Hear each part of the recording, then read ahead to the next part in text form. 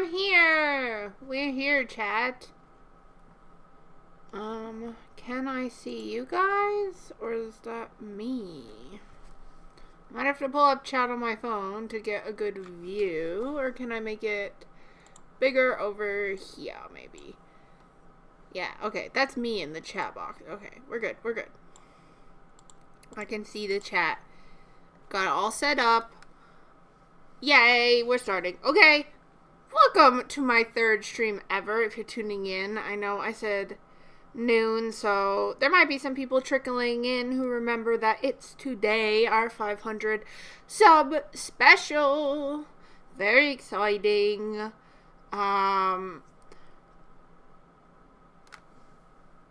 Just texting. No. We're gonna have a special guest, but Tessa's not feeling well, so it's just gonna be me and you guys. I figure start off with some puzzles, could be fun, and as people filter in, I'd love to do a segment where we just kind of talk about the shows I've been watching, catch up with you guys, because I can't always respond to everyone's comments, so I think it's fun here, to get to talk to you guys about it and see how you're feeling. But we'll give it some time. I don't think everybody is in yet or anything. So for now, we'll start with puzzles. And I'll keep my eye out, chat, especially if you have any questions or anything like that. I also set a goal for this stream for super chats. And if we hit it, I'll let you guys pick our next movie, which I think will be fun. So let's go. I want to be able to see who comes in. There we go. Okay. Puzzle-y time. This is the one, they changed it. They changed, like, the look of the website. But we have to put them in order, and it'll make 5 movies. Nacho and wrestling probably do go together, so I'm not going to move that, because there's that Nacho Libre movie with, like, Jack Black, kind of what I'm thinking of. And Jack Black is here. Okay. Is this where I admit, I think he was in a okay, we got it, okay? I think this is one of the movies, like, do you know when you would have, like, a substitute in middle school and like they would just put on a fun movie and not even an educational movie? Because I'm pretty sure that is the only time I've seen Nacho Libre in my life. I have never chosen to watch it. It just happens to me. Okay, when I see musical, I do think Zac Efron. And Breaking Free. This is High School Musical, but where? Wildcats. Yes. Okay, easy. Got it. Nailed it. Duh. Of course. Robert Pattinson, my immediate brain goes to Twilight.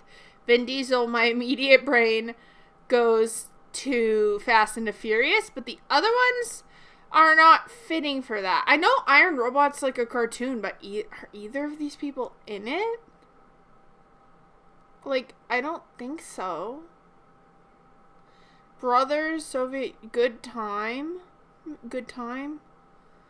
Iron Robot. I know Robert Pattinson isn't in it. Okay. Okay, we've got 4. We've got the Iron Giant, Nacho Libre, Good Time. What is Good Time?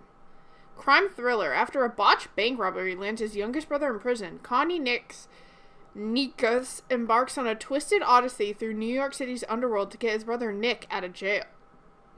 Benny Safdie, Josephine cast, Robert Pattinson, Benny Safdie. I have no idea that movie existed at all. But okay, iconic. I feel like that's sick. Sorry, I was opening the Discord because I figure I should probably announce in there as well that we are open. I didn't think to do that. Now.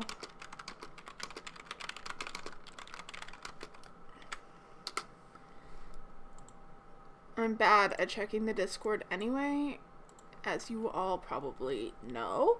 That's why I had to add, like, comment things to the memberships to be like, I will have to respond to your comments because I get too many. Oh, we could also check out my YouTube recap on this stream because it gave us stuff about the channel. If you guys are interested in that. But okay, there's one more movie we have to figure out. I don't think any of these people have been in the same movie, so it's not a movie with both of them or all of them. I'm trying to think. Jack Black has probably been in a musical. It could be another musical movie. But I don't know which any of these would go with a musical. Breaking Free. Nacho Wrestling. Like, I feel like it could be a wrestling movie, maybe. But I don't know that... If anyone was in a wrestling movie, it would probably be Vin Diesel. Maybe he was in a movie with brothers. No.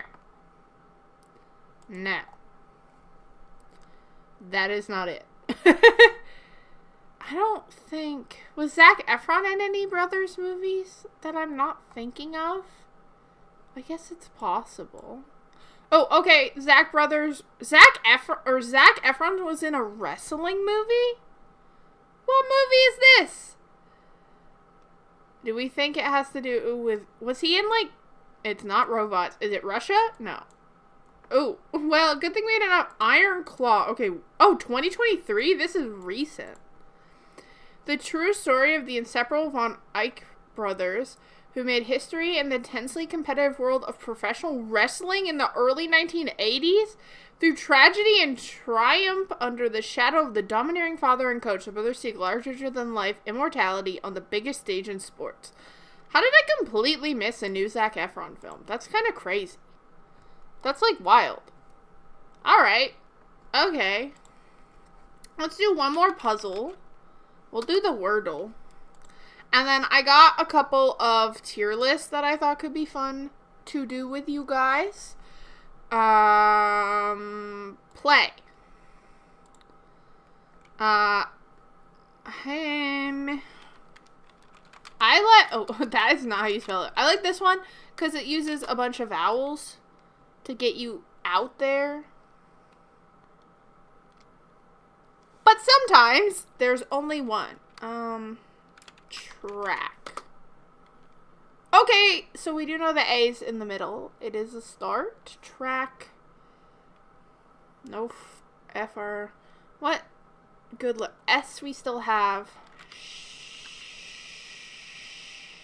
Shape.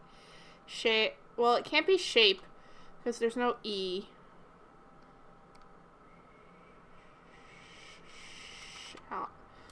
I don't know if that's actually a word. Is this a word? Oh, it is. Okay, well, that was actually kind of helpful, so it worked out. It worked out. What are we gonna say? Shawl. Okay, it might be an ASH word. Something lash. Splash? That's too long of a word, dumbass. Slash. No, it is lash, though. Okay. Wallash? Plash? Mlash? Blash? Flash? Flash? Oh, flash. Haha! Yeah, we got it. We got it. Okay, we did that. We killed it. Okay, puzzles done. Okay, I found this thing on the tier list thing, but it's like a live like picky eater tier list. And you say like where you would put the food and then you can compare it to like everybody's, and I think everybody else's votes get counted. But apples are an I love apples. I don't understand how apples are not in an I love for everybody. Apples are iconic. Why would you not pick apples? That's insane to me. But I'm very excited to see if these get a little more, because these are just like fruits. I thought it would be like piggy eater foods, but there's only a day left to do this one too, if you guys want to do this one along with me. Oranges, I also love oranges. Other than having to peel them. That's the worst part of oranges. Onions are good, but it depends. Like, is this asking me, right? Will I eat onions in something? Or would I just eat a raw onion? Because no, I wouldn't eat a raw onion. But I would eat onions in most foods. Bananas. Listen. I am who I am, okay? Bananas are evil. The texture's bad. They taste bad. I don't get it. I don't understand why people like them. They stress me out. Is this just chicken nuggies? Okay, well, I know who I am. Okay? I'm a chicky nuggy bitch. Shrimp? What kind of... Well, the shrimp... I mean, it looks good. Shrimp is definitely... I'm in the mood. But, I mean, I'd eat it. I like shrimp. Coffee? I don't think I hate coffee, like, smell, taste-wise, but I don't eat it. Spaghetti. I love spaghetti. Who doesn't love spaghetti? Apparently a good amount of people. I love chocolate. I feel like this is not a picky eater tier list. This is just what picky eaters eat. I love waffles. I had protein waffles for breakfast. This is just spaghetti but with meatballs. That does not change for me. Oh, a burger with all the fixings. I actually don't like burgers that much. Give me all the pumpkin pie. I feel I've become less of a picky eater. A big thing for me is, like, textures. For sure. But these are all, like, bad for you foods. Picky eaters love that shit. See, this is hard. Like, Chinese food, what's in this container? Because that would 100% change it. Like, I like most Chinese food, but, like, I don't like the glass noodles. I don't like the texture. But I would eat most Chinese food, so I'll put it in I like it. Okay, I have never liked pickles. I'm a pickle hater, but I tried them more recently, and I didn't hate it. So I'll put it in I might eat a little. It really depends on the pickle, what it's being served with, that kind of thing. Milk is, like, fine. I don't like milk, though. Like, I'm not, like, the pour me a glass of milk and I'll chill vibe. Grape jelly is great. Cherry... No, see, fruit pies are weird. I might eat a little, and by that, I mean I'll eat the crunchy crust. That's where all those pies are fucking going. I do like guacamole. I don't eat a lot, so I'll put it there. No, I know this has bananas in it. Bananas are my ops. I don't think I've ever actually tried, like, radishes, so I won't say it's disgusting. I'll put it in I don't eat. Macarons are everything. Grapes? Everything. Ham. I like ham. I don't love ham. Peas. I don't like peas. I just have not found peas that I find good. Sausage. I like it. Brussels sprouts is hard. I might eat a little because I've literally gone to places, got Brussels sprouts, and the first one I took a bite of, good. Second one I took a bite of, gross as hell. Lettuce. Big leaf of lettuce. I like it. We like a lettuce. Oh my god, what the fuck? Hi, Bara. It's nice to see you again. Oh god. This is a picky eater tier list. As a former picky eater child, I thought that could be fun to do.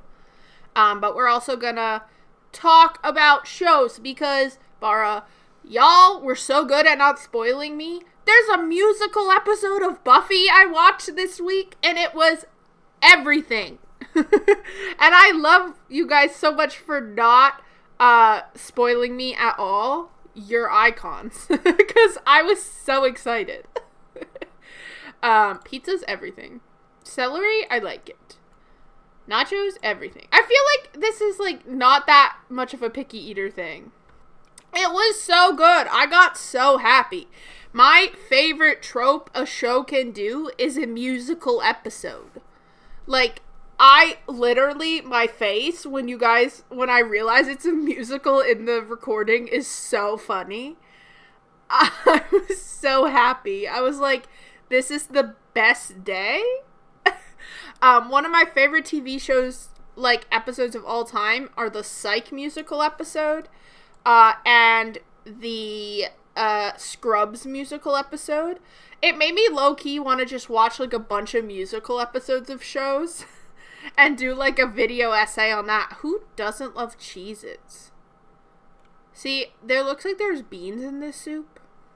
So, I might try it, but I might not like it. It's so good. And I also like that, like, I think everyone was singing. The only person I couldn't tell if it was them singing was Anya at first. But she sounded more like herself after. Like, her first song, I wasn't entirely sure if it was the actress, but I felt like she kind of sounded more like herself after. I don't hate this, but it's not my favorite. I've actually never had lobster, so I'll put it in I don't eat it. It is her singing. Okay, yeah, hers was the only voice I wasn't sure. But I like that they all sing, even if they're not, like, the best singers in the world. Like, Sarah Michelle Gellar's not, like, the best singer I've ever heard, but I think she put so much real emotion to it, and it worked so well that I was really happy with... I would take the eggs out, but I do love ramen. I was really happy... No. I hate eggs! Okay, that might be drama. Yeah, but I was really happy with how everyone did in it, too. Because, like, sometimes you get... Nobody sound too auto-tuned, right? Nobody sounded like they completely changed them. Which I was happy about. Oh, hell yeah, mozzarella sticks. Chicken sandwich. But I thought overall it was really, really fun. And I like, my favorite song is the one where Buffy's, like, going to save Dawn by herself, and then everyone, like, joins in. Oh my god.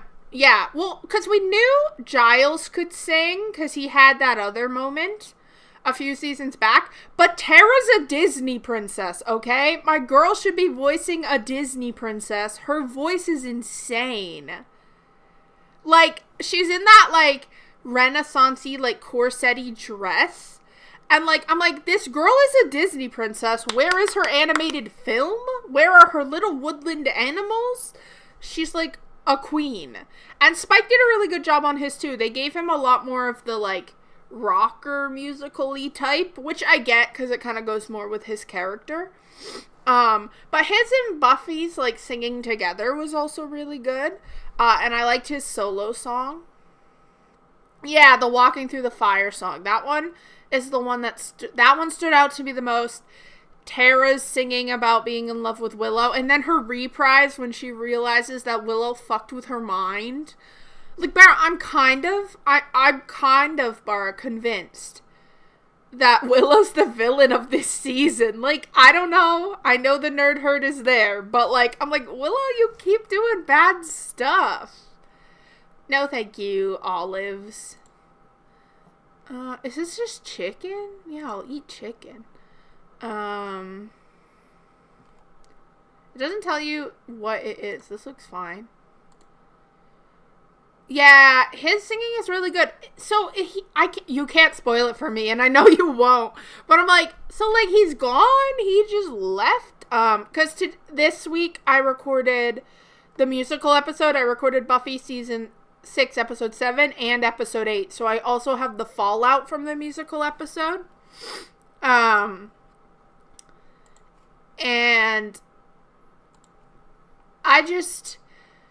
they hurt my heart. I have never tried this, so I won't say I think it's disgusting. I will never say I think it's just disgusting to something I have not at least tried. Because I think that's messed up. But yeah, overall, both episodes were very emotional. And it was like, I was like, they're really trying to rip you down this season and be like, no, Buffy can have no good things. Yeah, Maybe, like, I just didn't know if, like, it's a thing where the actor left or something, but I know people don't want to spoil me. Maybe he'll come back as, like, a guest star, but it feels like one of those things where an actor doesn't want to be in, like, he maybe had a different role and he couldn't be in every episode. No, in a can. Yeah, probably. No! See, big pickles freak me out. I don't like steak that much. I just don't eat it. It's, like, fine. Okay, well, that makes sense, especially if he's, like, from the UK. I think there was something similar in Vampire Diaries, where the girl who... she was in H2O, like an Australian show. She's, like, Australian. And then she was in a spin-off. She, like, had been doing acting in America for, like, 5 or so years at that point. And she was just like, I'd never get to go home to Australia and see my family. So she was, like, became, like, a guest spot actor when she could. But I think that's fair. I did like 608 because I was like, oh my god, like, the musicalness of 607 made it a little more, like, fun, even though the emotions were big. But, like, I was like, oh god, 608's gonna be a heavy episode. And then we went into it, and I was like, wait, this episode's so funny. And I think that's a good thing, because it's, like, it makes it so only the end of that episode is heavy as hell. And, like, you don't feel weighed down by the entire episode the whole time, which I think is better. I like raisins. Jell-O is fine. The bunnies were so cute. I love that Anya couldn't remember anything about herself, but she could remember that she was afraid of bunnies. I was like, that's kind of insane, Anya. Is it just soy sauce? I've never had sushi. I do want to try it. Yeah, plain carrots are fine. Tofu is okay. Depends on what it's in. I love me egg. Oh, we're back at the beginning. Okay. Really? Same suit? I didn't even notice that. I was like, why is he dressed like Giles right now when he came in? Which probably doesn't make any sense because he looks nothing like Giles, but I was like, dude, what the fuck are you doing? Okay, these are my loved foods. These are my I like foods. These are my I'll eat them foods. But it depends.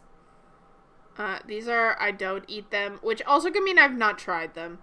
And these are things I've tried and I know I hate. Get these eggs out of here. My weirdness with eggs is real as hell. Yeah, I must be your son. And I'm like, alright, I don't know if Spike looks that young, but if we want to make ourselves feel good about it. It was also kind of nice to see Buffy, why is there gonna get this ad out of here? It was nice to see Buffy, like, she felt more like herself when she couldn't remember all the bad stuff. Yes, he's like, I must be a vampire with a soul. I must help the helpless. And I'm like, no, get the fuck out of here. This is not the right show. Okay, wait, I pulled up 2 tier lists we could do. This one is like a fan fiction / like trope tier list, but then I also found, get the ad out of my face. Wait, can I not close this one? That's annoying. I'm gonna reload this and hope there's not a annoying ad right there. A vampire tier list. So it's a bunch of different vampires from like TV and movies. And someone else put this together. I thought about putting one together with just vampires I know. But I thought that wouldn't be as fun. Because with this one, God, okay, I hate this website though sometimes. with this one, if I don't know who someone is, I can put them in the who category, and you guys might know who they are. And maybe we could consider adding it to the list of possible shows in the future, or movies, if you think it's something I should watch. So, do you guys have a preference for which tier list we do first? We can also do them both, but these were the two that caught my eye. We want to rank vampires, or we want to rank tropes? Which, I think a lot of these show up also in vampire shows, but you know. Some of them are definitely just fan fiction tropes. Which are still fun. Both? Okay. Where are we starting? We want to start with vampires. I feel like this one might take longer, but I think it's a pretty good one.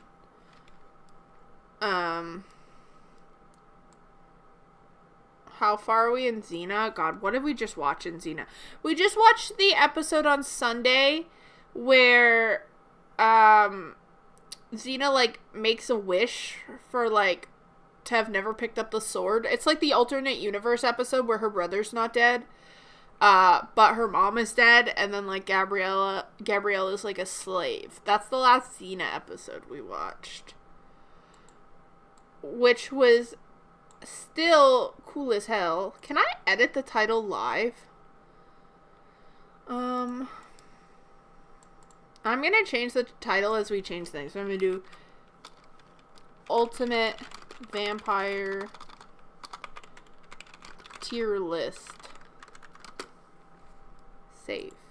I also have I'm doing like a one-shot D&D campaign. But not D&D, like something called Kids on Bikes, which is like a different, like a simplified version of D&D that I'm doing. It's like a yearly thing with some friends. So I figured we could make the character today. If you guys want to get into character creation, it could be kind of fun. But I'm excited. Let's do Vampire Tier List first. Okay. Tessa and I have been watching the new Interview with a Vampire show in my free time. It's like my free time show, because she loves it.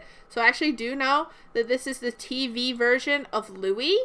I'm just not all the way through the show. So if you guys have seen this show and you're like, how could you put them there? Sorry. I have 2 more episodes of season 1 to go. So this is like the new version of Louis. I love him. He's not one of my favorite vampires of all times yet. Maybe if I finish the series, he'll become one. Right now, I love him. He's a great adaptation. He's very similar in ways to the original Louis, which obviously he's supposed to be. But it's like an alternate universe version of Interview with a Vampire. Like the movie still happened, but it was this character and it was slightly different. And it's really fun. If you haven't watched this show, but you like the Interview with a Vampire movie, I think you'd have fun with this show, because I'm definitely still having fun with it. But he's in and I love them. Also, he's beautiful.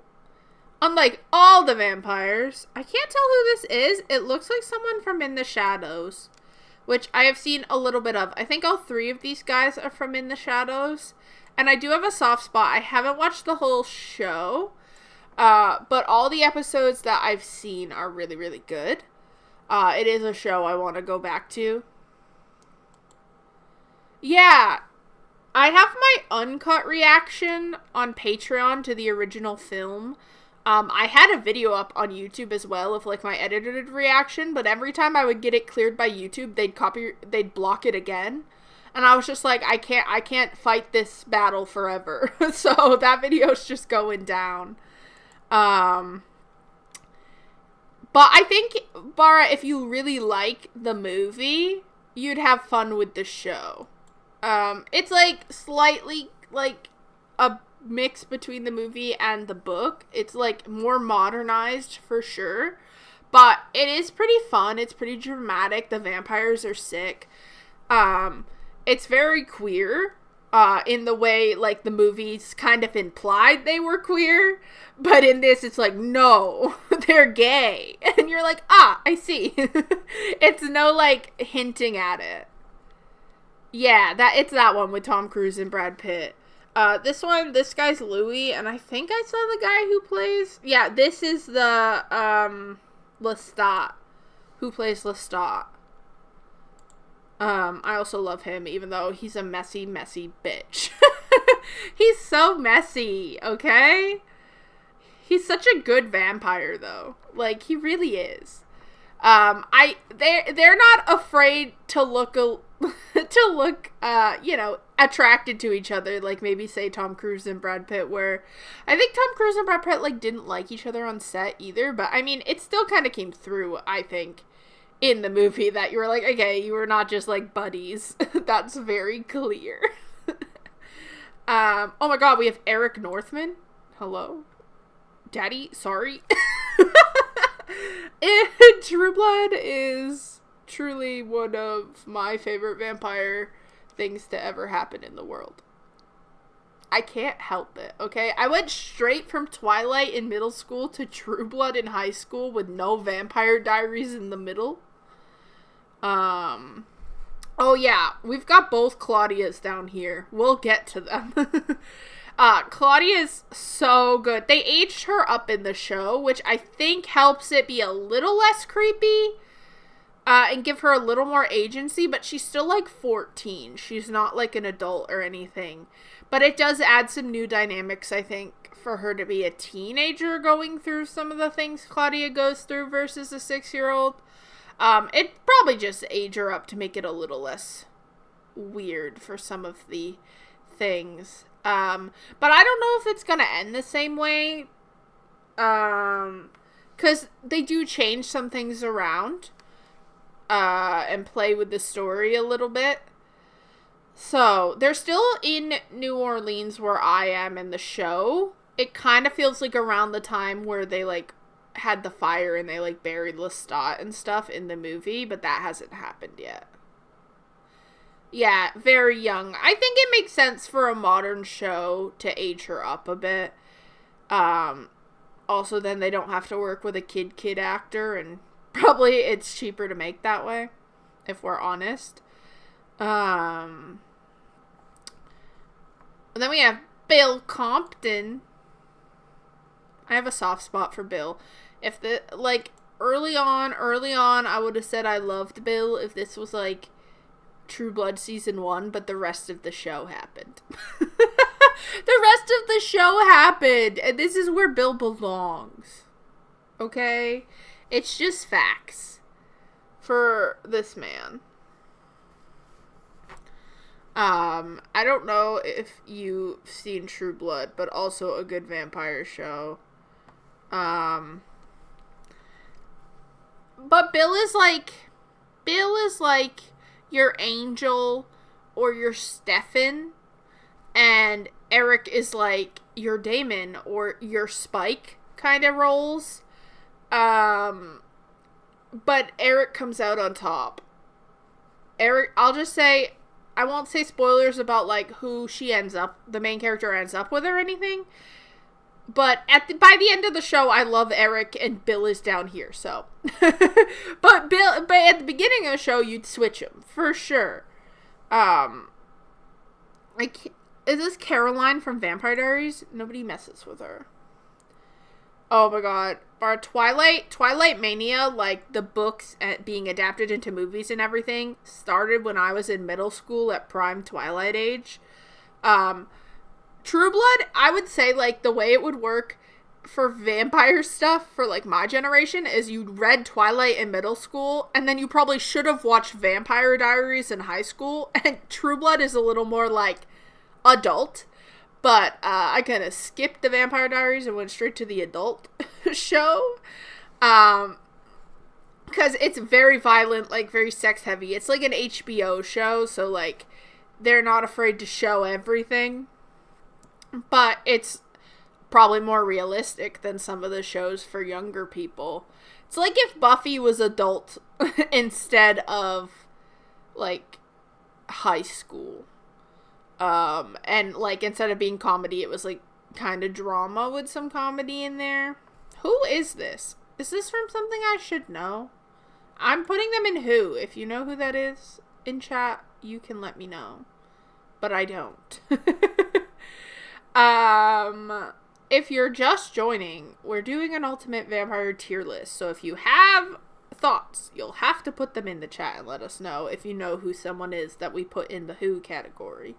Yeah, I feel like a good amount of people were too old for Twilight, but I do believe it brought vampires way more into the mainstream for, like, younger people. And I don't think that's a bad thing, because, I don't know, it unlocked a love of fantasy for me. Yeah, I was just, I think, a little too young for Buffy and Angel when growing up, and I just, like, I don't know, I just never got to it at any point, and I'm kind of glad, because I've loved, like, reacting to it and getting to talk to you guys about it, because I'm like, oh my god, there's so much more to love when people tell you, like, what they like about it. I don't know who this is. I don't know, sir, I don't know who you are. I'm gonna have to go through a couple I don't know who these people are. In the vampire categories there. Elena Gilbert. I would say, Mara, if you watched any of these shows, watch True Blood or The New Interview with a Vampire. Don't watch Vampire Diaries, dude. It's too long. It's too long, and it's too much. It's just so... Oh, Gary Oldman's Dracula, this one? The suit guy or this guy? 1, 2. Because I like Gary Oldman in Prisoner of Azkaban, but I've never seen that movie. It might have to go on our movie list. Pam from True Blood, she also goes up here. I do love an evil one. Oh, suit guy. I mean, he looks slay. I've just never seen his version of Dracula. I'll open a notepad. And when you guys, like, recognize stuff, we can be like, it's this. Because I can always add it to my to-watch list. Gary Oldman, Dracula. Because vampire stuff is good on this channel. We gotta keep the vampires coming. There's a lot of vampires in True Blood, so I'm like, oh, True Blood vampire, oh, True Blood vampire. Pam is like an iconic villain lesbian vampire, and I love her. She's a badass, and I'm obsessed with her. Obsessed. But I've added him so that I can look it up. Actually, I'll look it up. Dracula. Wait, that's iconic. No, I don't. Oh, it's the. Okay, I've heard Bram Stoker's Dracula. But I've just never seen it. 1992. Okay, we will have to add this to the list of movies to watch for sure. I like that idea. Jessica is also all-time favorite. Maybe I just love True Blood. Maybe that's my recommendation if you want a new vampire show to watch reactions to, is watching someone react to True Blood, because it's iconic. I would need to find someone who's never seen it to react to it with me if I wanted to do it for the channel. It would also definitely be one people would probably want, like, Patreon for the uncuts, because there's gonna be a lot of cutting. There's a lot of blurring in that show. Also not for kids. Yeah, not for kids. Good to know. It'll be a harder edit, but we would get through. I watched 16 Candles recently as, like, a buffer. In case, like, I don't have another movie, I can quickly edit that one out. And I was like, oh, a PG movie, okay. And then there were boobs in it, and I was like, we've truly gone downhill as a country, because they would not let you put a boob in it now. And it's just, like, a boob. It's not, like, anything crazy. Okay, I don't recognize these ones at all. Claudia's! We got both of our Claudias here. I do have a soft spot for little Claudia, but she freaks me out. I'm not gonna lie, she does scare me a little bit. She's a little spoopy, if I'm 100% honest with you. She kind of creeps me out. As you do. I like teen Claudia a little more. I think I gotta put all the Interview with the Vampire people here yet, because I haven't finished the show, so I won't know, like, who are my I love thems. Really creepy. Yeah. Very interesting. Yeah, it's definitely going on the list. I don't know who this is. She looks like she's in Interview with a Vampire, but I don't recognize her. Damon Salvatore. I'm gonna get canceled. Like, I mean, like, I'm gonna get canceled by people I know in real life. And it's only because I watched this show as an adult in a binge style and not as a teen in a week by week style. But people love this man. Like, his character could go crazy and kill orphans, and they'd be like, but Elena, like, made him sad. And I'm like, he,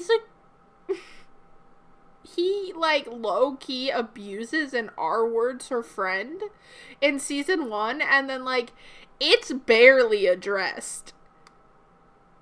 And he, like, everyone's like, yeah, but he loves Elena. And I'm like, Elena's barely a person. Like, he's good for the show. It's what he deserves. Clip it and ship it. Make that, a fucking reel for YouTube. And I will get destroyed. They'll dox me. They'll come to my house. We just do that one for the hate engagement. I just imagine the comments, like, ripping me apart. But, like, the engagement would be crazy. The reel would pop off. Fund the channel for years. If they just see these two and the only ones in the don't like, I can make it worse. I can make the reel worse. I have a soft spot for Stefan. I have a soft spot for Stefan. They'll hate me. They'll hate me, okay? This is probably the biggest drama that will come from this list. If I was, like, a famous YouTuber, they would come for me. I would get canceled on Twitter. But it secretly hides here until it gets uncovered one day. Klaus is cool. I liked Klaus as a villain. He gets a little boring when he becomes too much of a good guy. Yeah, Angel and Spike are on here, so we will get to them. You know who I don't see on here is my girl Darla, unless I'm just missing her, which is fucking rude, okay? How are you not gonna have Darla on here? Best vampire ever. Iconic queen villain. But whatever, we all make mistakes, I suppose. I don't want to cut it off. This guy looks super familiar. I don't know who that is. Ethan's here! Hi, Ethan. We're ranking vampires. Because Bara's seen a lot of vampire stuff I haven't seen. We're putting people in the who category if I don't know who they are. But if you somehow recognize them, you can tell me, and I'll add it to my to-watch list. But right now we have Eric Northman from True Blood, Caroline from Vampire Diaries, Pam from True Blood, and Jess from True Blood, and my all-time favorites. I've caused drama.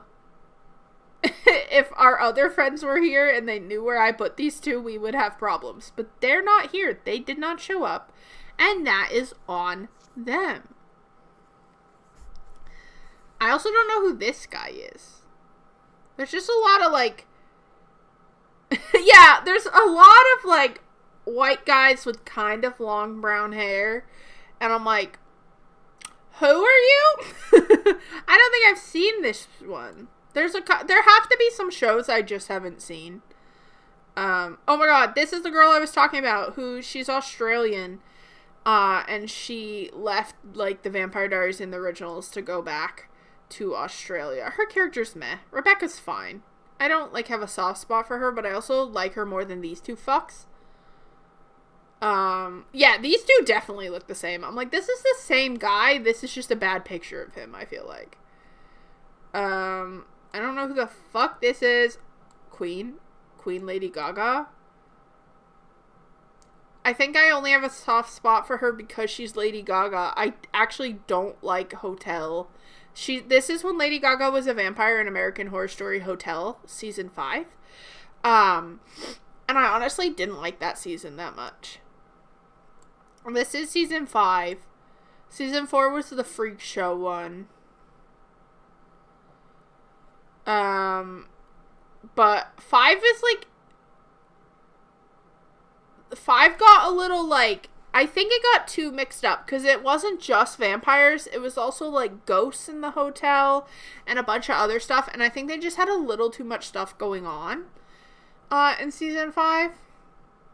This just looks like somebody dressed like Dracula. These guys look like they should be in this show, but I don't recognize them. Who the fuck are you, sir? I cannot tell who this man is. Okay, this is like the old Dracula, which I think I have seen. But I don't... like, it was so long ago. I'm gonna put him in here just because I can't remember. Oh my god, this guy though? Meh. I don't give a fuck about the Michelson siblings unless it's Klaus, okay? Like, who the fuck are these people? Oh my god, Queen. Queen, we've made it to the Twilight characters. We're here! Let's go! King? Sorry, is there a problem? Those look like the only two from Twilight they put on here, despite how many characters are from Twilight. All S tier, exactly. Also S tier. Sorry, Angel's S tier. I love his show.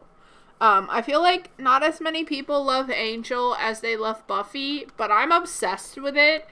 It's like found family detective. And it's iconic. It also has Cordy in it. And I made a Cordy emote because she's a queen. As you can see, her queen emote. She's slay. She slays. That's my queen, and she slays. She's not a vampire, though, so she doesn't get to be on this list. Which is traumatic. They count from Sesame Street? S tier. Are you kidding? Icon. He wants to suck your blood. He teaches you to count. 1, 2, 3. Sorry, he should have his own tier. He's an icon. He's the first vampire I ever knew. This looks like Polly from The Challenge. Oh my god, Antonio Banderas, though? In the original Interview with a Vampire movie, iconic. They said, we need this old vampire. Who it gonna be? And they said Antonio Banderas, and I went, thank you. Thank you for making it Antonio Banderas. I'm trying to see, I saw...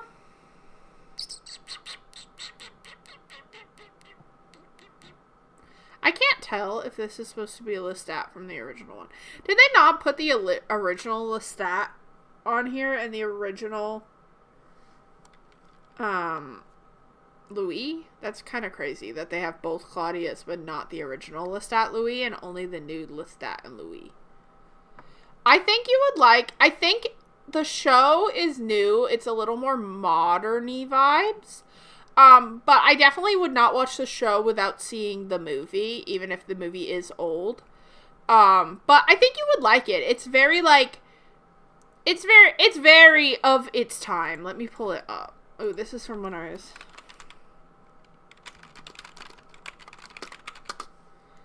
Like, it's very of its time. It's like Tom Cruise and Brad Pitt, 94. So they're as gay as they can be without them, like, showing that they're gay, basically.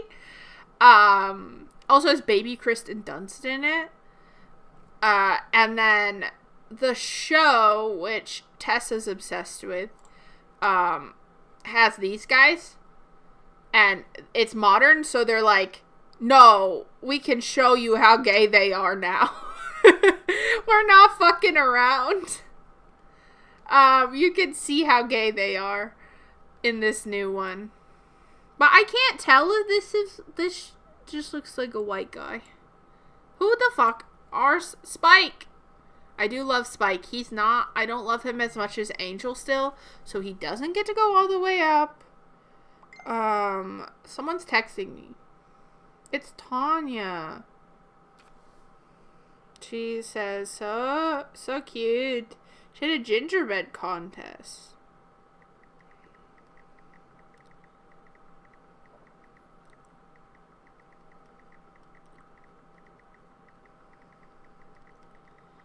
Sorry guys, I'm just gonna respond to her. Very cute. Oh my god, Drew though? Icon. Okay, I gotta explain my Spike Drew stuff, because I'm watching Buffy right now, so I know that if people watch this back, they'll be like, why are you putting Spike below Drew and Angel? And it's because Spike has grown on me a lot, but he's not at the same level. Drew, the actress, Ethan, who plays this girl, I have to show you, like, a scene of her at some point. I know you don't watch the Buffy videos because you've never seen Buffy, but, like, she's, like, so good.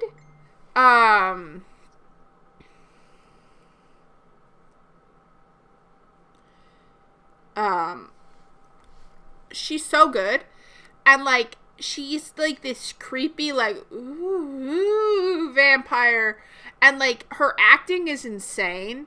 Like, she, like, whenever she's in a scene, I'm sorry, she owns the episode.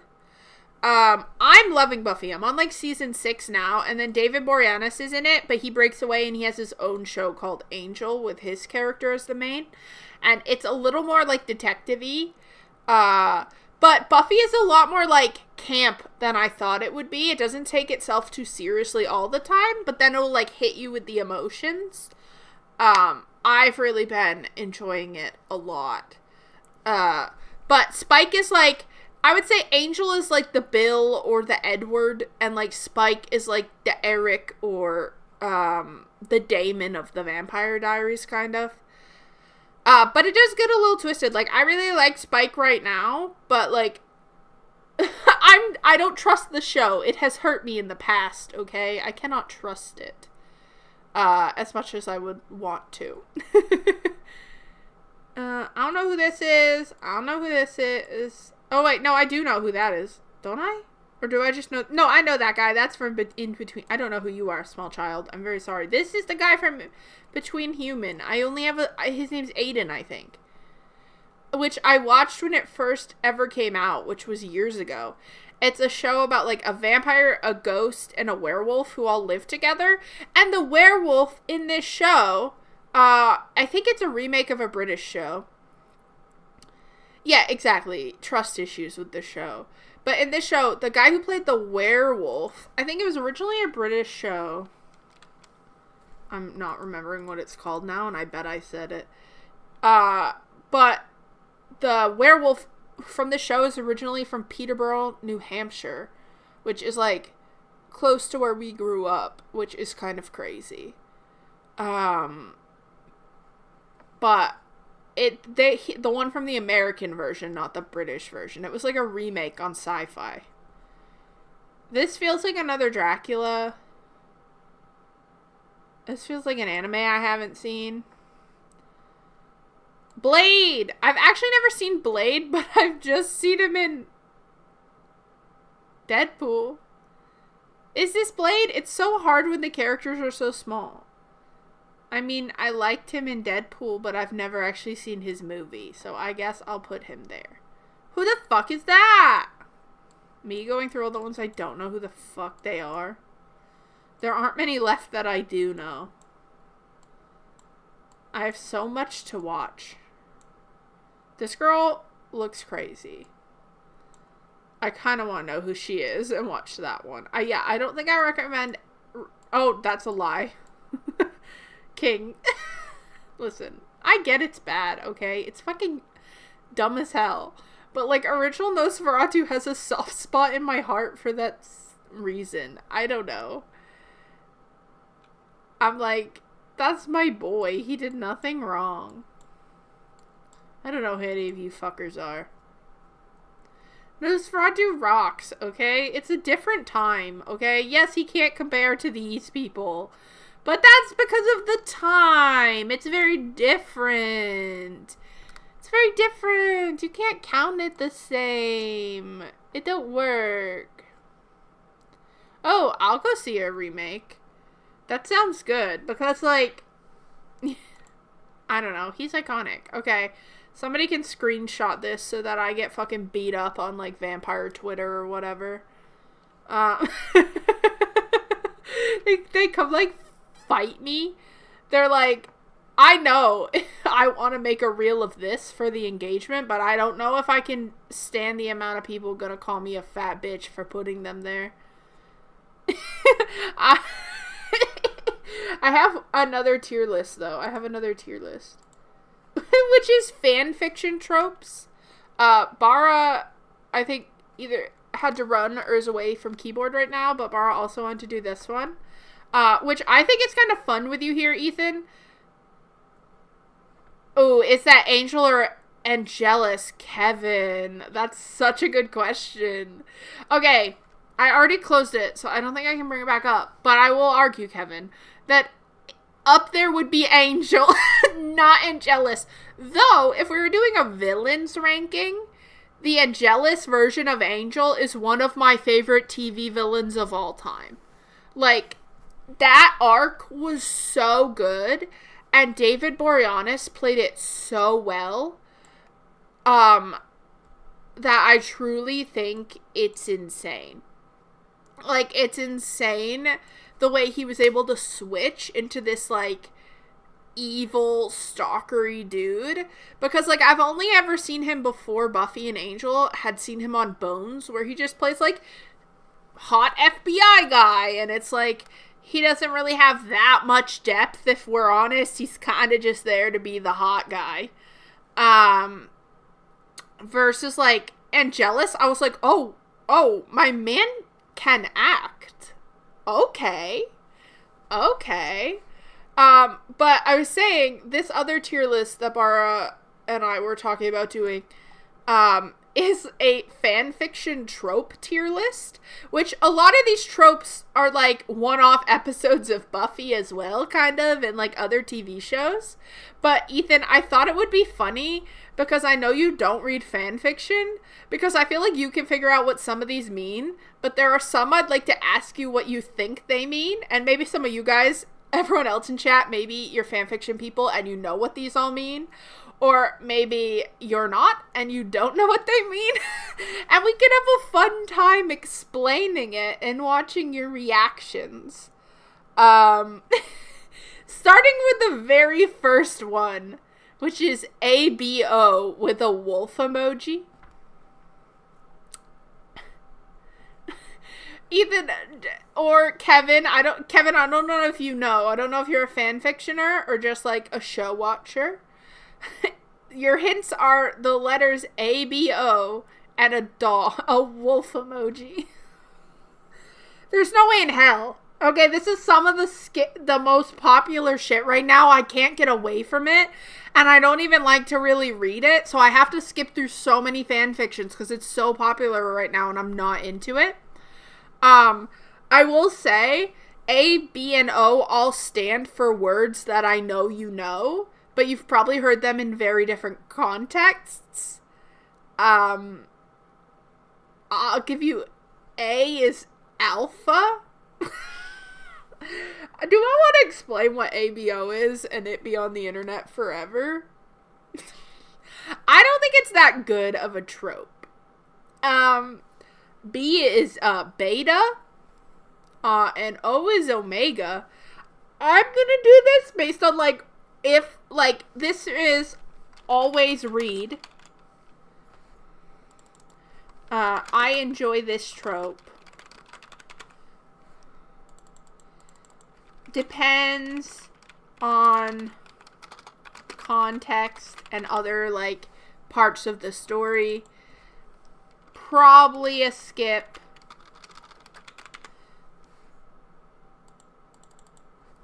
Never read. I think that's a... Boy, I fucking wish. Alright. I'm gonna put this... There might be depends on context, but most of the time I just skip these. So I think this is where it goes for me. Ethan, so it's the concept that as people, we would have secondary genders. So you would have your main gender, you're like male or female. And then you'd have a second gender where you would be an alpha, a beta, or an omega. And alphas are basically what you would think. It's like, but you know how a dog's penis has a knot on it?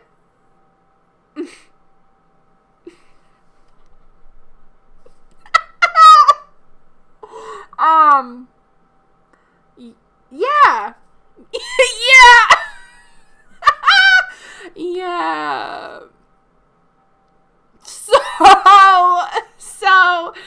And then betas are basically just normal people. They're just normal people. They don't have a knot. And then omegas are basically, they have a heat. Basically. And it's like not fully furry because they're still people. But it's weird, and it's, a lot of people like it not to yuck their yum. Now, I don't want to, like, yuck someone's yum. I just don't love it. I think it spurred from the idea of people liking, like, really possessive shit, but only in fiction. And, like, I don't know who first did it.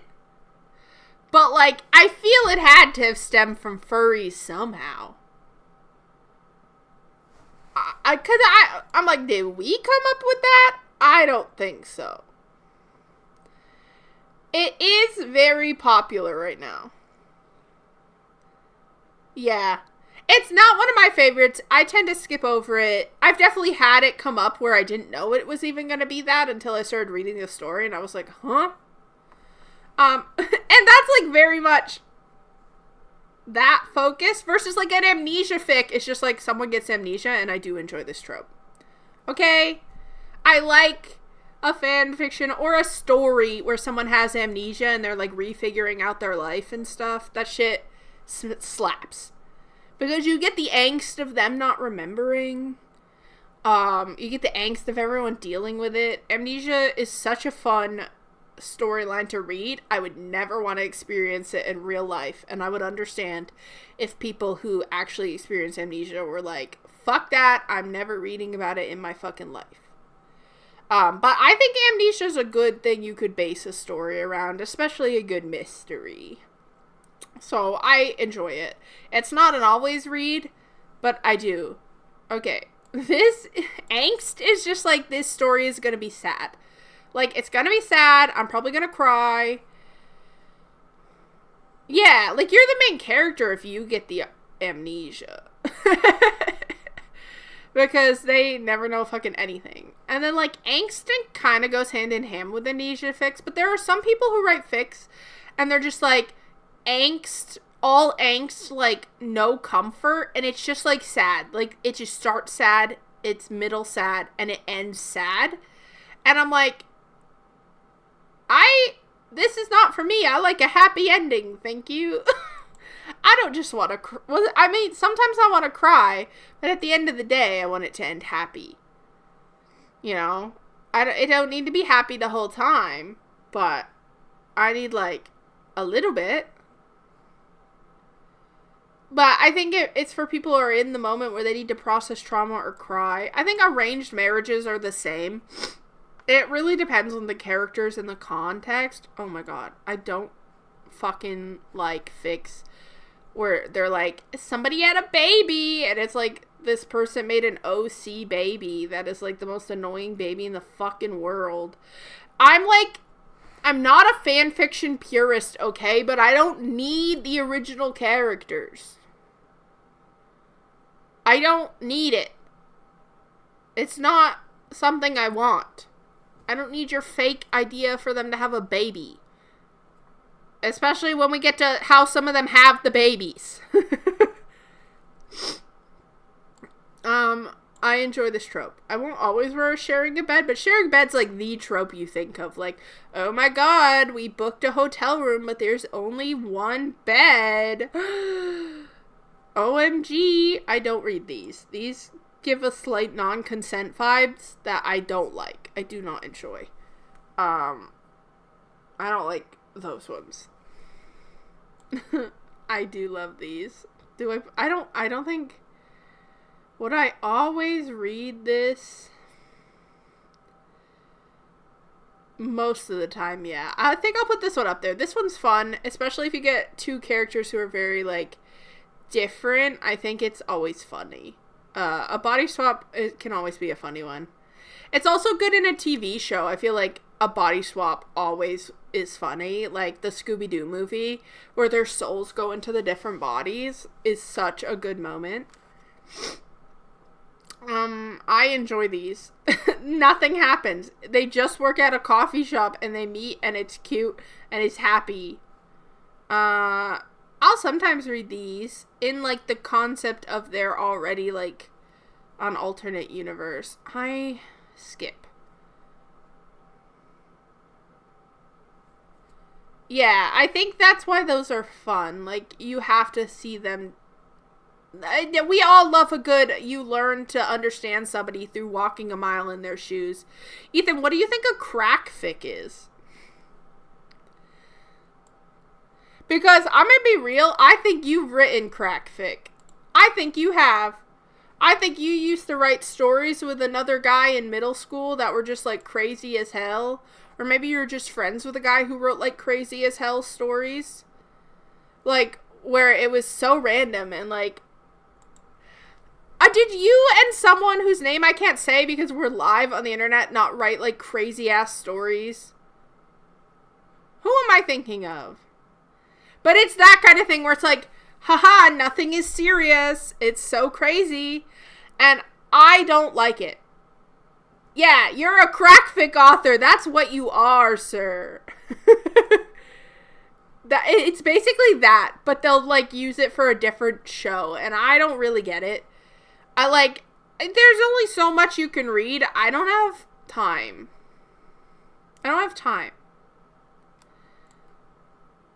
Depends on the context. For a crossover. Like, I like a crossover episode of a TV show. But in fanfiction, sometimes it gets weird because people cross over, like, too many different shows and characters, and it gets kind of confusing. If I'm honest. And I don't always love how it works out. It's not the best. No, these are always just... Okay, I don't want to say that. I know some people write, like, darker fan fictions to, like, process trauma and stuff. But a lot of times, it just feels like people have weird, kind of not cool fetishes or wants, and they put them into these kind of fics. And I don't love it. I have to put this up here because I love canon divergence. I love, we're fixing it and they're happily ever after. That's like, this is what fan fiction is for, right? This is the writers didn't give a fuck, or they fucked up something you cared about, and you're rewriting it. And I'm not gonna say all dark fics are like what I was saying, but like, that's just in my experience. This goes up here. Everyone knows this is one of the best tropes of all time. Like, in media, in movies, in TV, in books, and everything. Enemies to lovers is so much fun. Um, Established relationship feels less like a trope to me. It's just like it means the characters are already in a relationship when you start the story, and it's not gonna like them falling in love. It's them already in a relationship, which that isn't really a no or a yes for me. That doesn't really affect if I'm gonna read it, if I'm honest. Fairy tale AUs, kind of fun. I do enjoy that. There aren't a lot of these, honestly. This is pretty rare. But I think it's a fun trope. It's like having a fairy tale version of any show. Fake relationship? Depends on the context. Actually, not one of my favorite. I think a lot of people do like this, but a lot of the time there's so much, like, excuses that need to be made to make this trope work that I'm like, okay, this is, like, kind of crazy. Like, I don't know. I don't know if it's for me, babes. Yeah. Yeah, I'll read every fix-it fic if it needs to be fixed. This is when they kill someone or break someone up that shouldn't be, and they're like, I fixed it, okay? It's not like that anymore. Fluff? I enjoy fluff. Fluff just means it's happy. Friends to lovers is also iconic. Iconic. We love a friends to lovers. Genfics? Like, this is not a trope. This is just like a type of fan fiction. Like, a genfic just means, like, it's for general audiences. It's like a PG movie. It's just, there's not going to be sex in this story. And that's, like, fine, but I don't think that's a trope. Like, that's just, like, whatever. See, now, a hurt comfort I enjoy much more than an angst. It means you're going to have angst, but in the end, it's going to end okay. And that is a me. That is what I like to read. There can be problems.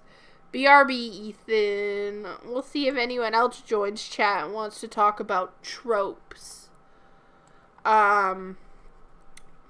Historical AUs. I feel like I haven't read a lot of these, but I'm not, like, opposed. Like, that could be fun. I haven't seen too many. A high school AU. I do enjoy this trope. I don't know why. It's like watching an old teen movie, which I was watching some family members' kids, and we were eating, and we put on a movie, and we put on, I'll Be Home for Christmas from, like, 98 with Jonathan Taylor Thomas. Honestly, the movie kind of slapped. But, like, it actually was a college movie, but he looked like, I was like, oh, this is a high school movie.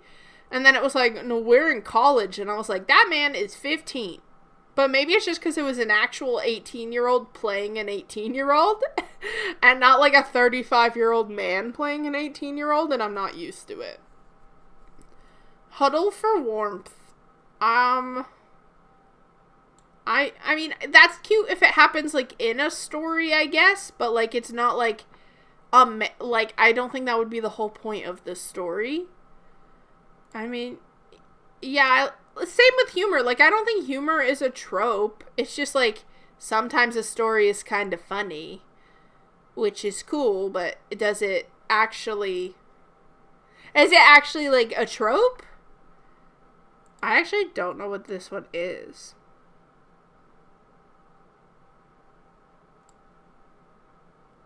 I can't read what the little thing says, so I'll put skip, because I don't know that one. That's, like, the only one I don't know. First Kiss is cute, but, like, it's not top of my list, if I'm honest. Magic AU? Oh, I love one that doesn't have magic, and then they give them magic. Iconic. We love that. We love that. I love magic. Add it to everything. I won't complain. Okay? I'm not gonna complain if they want to have magic. It's so much fun. Miscommunication. Kind of a invitation to home. Maybe this one? Yeah. It says drunken confession. Yeah, that's fine. It's like a fine trip. It's like a fine trope. Like, someone gets drunk and they said something they didn't mean to say. But, like, meh. I feel like it goes with miscommunication, where sometimes I get annoyed. Like, sometimes if there's too much miscommunication, or they just, like, keep avoiding wanting to be together. I'm like, do you even actually like each other? Like, sometimes I get annoyed. It's, like, too much. It's too much. Missing scenes, I enjoy this. I enjoy when someone writes a scene that we didn't get to see in the show or the movie. I think that's a fun one. Yeah. This is, like, I have to put it here because it's a part of, like, everything. Like, these go hand in hand, but I like this when there's not too much miscommunication. Because I start to get annoyed. This one also gives bad vibes. It's very similar to this one, where I'm like, I don't know, there's something there that I don't like, that doesn't feel right, if that makes sense. It's like, there's a little bit of force there that I don't love. I also don't like pregnancy fics. I don't get it. Maybe it's because I don't want to have kids, right? Like, I'm not a I want to have kids person. But it's definitely not my top. Also, guys, if you want to check out the tier maker website and find a tier list you want me to do, or you have any ideas that we can search, we can do more tier lists if you're enjoying them. And just do them based on which ones you guys think would be fun. So if you do want to pop and take a look. We gotta wait for this one till Ethan comes back for him to try to guess what this means.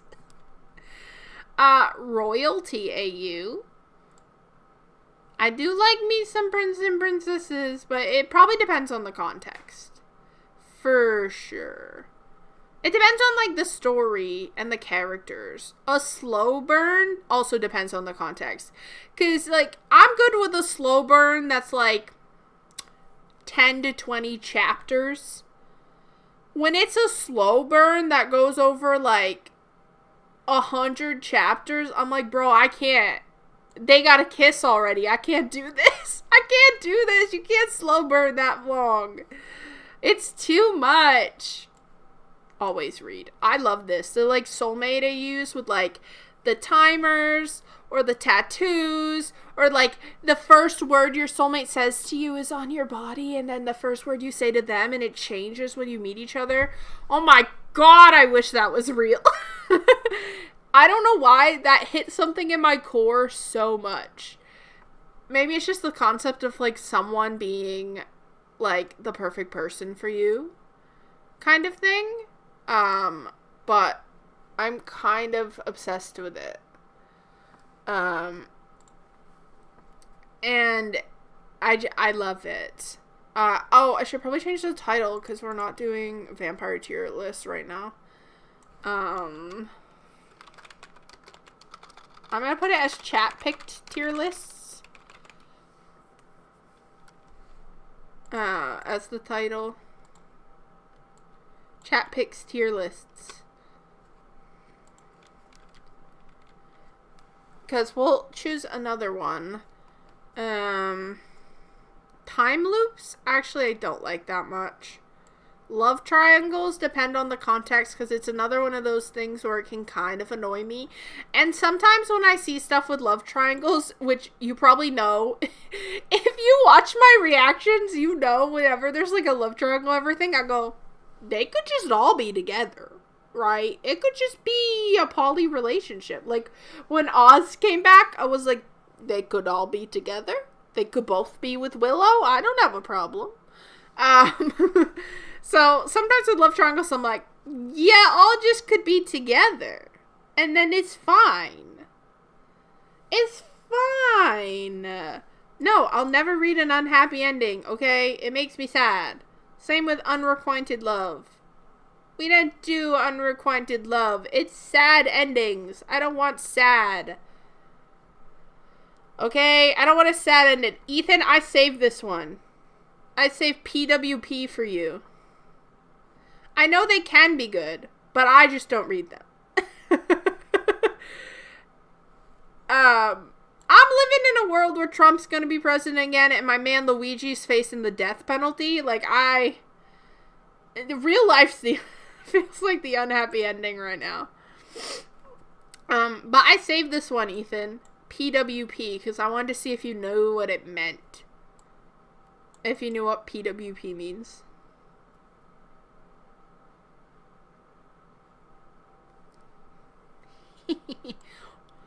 I don't know. Bar might know what it means, so I don't know. They might be able to spoil you on that one. I got nothing. It means porn with plot. Which basically means it's probably just a smutty story with the smallest amount of plot possible. And I'll read those if that small amount of plot is good. So I figure we could either do some more tier list. If you guys have any ideas for tier lists you want to do, you could either link them or I can type it in the search bar if we have any ideas. Or I need to create a character for our friend game of D&D, our annual Christmas D&D one-shot. So we could also work on the character, depending on what you guys think sounds fun. If you want to do more tier lists or we want to do character building. Because this website has, like, a ton of, like, fan-made tier lists. So they have them from everything. From, like, soda to... They probably have a chair tier list. They do. They do have a chair tier list. There's multiple chair ranking tier lists. A good chair. Ultimate chair tier list? Now that is content, everybody. Listen. Why are there so many? We should do the ultimate chair tier list for sure. 100. Oh, a hammock? I prefer a hammock tied to a tree, but a hammock is an S tier. And I didn't become a hammock girl until much later in life. I have to get a new one because I didn't take mine down for 2 winters in a row, and maybe it got destroyed, okay? Maybe that's on me. But I do love a hammock. A wooden rocking chair is like... It's B tier because it's fun. The movement is fun. But I feel like your butt starts to hurt pretty quickly. F tier. I hated high chairs as a kid. I don't want to sit in one now. They're not comfy. They're restrictive. Let me out! Ooh, a salon chair when you're getting your hair cut is pretty comfy. And, like, someone is, like, scratching your scalp. Yeah. It's a good vibe. I don't, and maybe this is... I would rather sit on the sand than sit in the beach chair. I don't find them comfortable, and I don't get it. Like, I just sit on the ground. A giant beanbag chair, A tier. The only thing that doesn't make beanbag chairs S tier is I don't like how I look getting out of one. Nobody should have to have other people look at them while they try to get out of a beanbag chair. It's wrong and it's not fair. It's inhumane to watch someone getting out of a beanbag chair. Don't look at me. Like, my college, like, our, like, digital media space where, like, my desk was and everything, we did have, like, a space with beanbag chairs where people could sit while we did, like, critiques. And as much as I love the beanbag chairs, I never sat in them because I was like, please, I don't need to see people look at me getting out of this fucking chair, like, rolling onto all fours and pushing my ass up. Like, I'm okay. I'm gonna give the gamer chair a B. The only gamer chair I've ever sat in is our friend Tanya's. And it's, like, fine. Yeah, everyone looks stupid getting out of them. True. I've sat in our friend Tanya's beanbag chair. Or her gamer chair. And it's, like, fine. But I don't think it's, like, the most comfy chair, especially for how much it costs. Like, I think these gamer chairs are insanely expensive, and I don't think they're, like, that much better than a regular office chair. if I'm honest. Like, I think it's cool they come with, like, a lot more design options. But I don't think they're as, like, perfect of a desk chair as people make them out to be. These chairs are, like, I'm gonna break it. This is a chair I look at and I go, I think office chairs are good, but this is specifically, like, the gamer office chairs. Like, you can tell by, like, this back. And, like, it's like that gaming chair that Tanya has. It's, like, fine. This chair gets points off for me looking at it and being worried that I'm gonna break it. So I may have anxiety the entire time I'm sitting in it that my fat ass is gonna break this chair. And I don't have a good time. I do not have a good time. Yeah, school chairs, sometimes when my back hurts, I am like, I wish I owned one of these chairs only to crack my back on it. It is the one chair built at the perfect height to crack your back, and nothing else can compare to it. If everyone in the world owned one of these chairs, we wouldn't need chiropractors. Okay? I don't need some weird guy to crack my back. I need this chair. My back never hurt as a kid, not because I was young and spry, because I had this chair to crack my back. You're like, I lean back sometimes and I'm like, if I had the right chair, my back would be free right now. What the fuck is this? Is this the electric chair?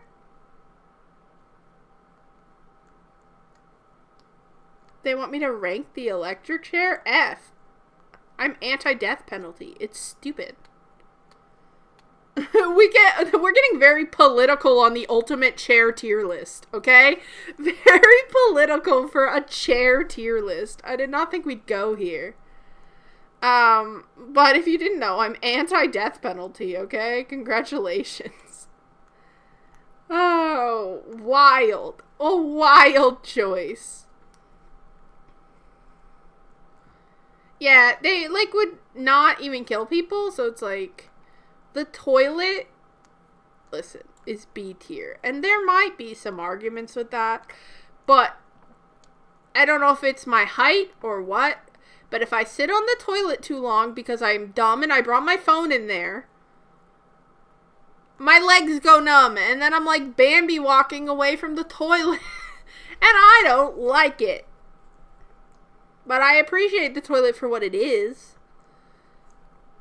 Oh my god, hell chairs.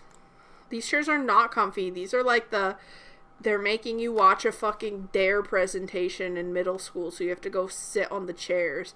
And what's worse about these chairs is when you're little, you have to sit like on the floor in front of them, or you have to sit on the bleachers, and like the big kids get these chairs, like the older kids would always get the chairs. So when you were little, you'd be like, I can't wait till I'm older and I'm the big kid and I get to sit in those chairs.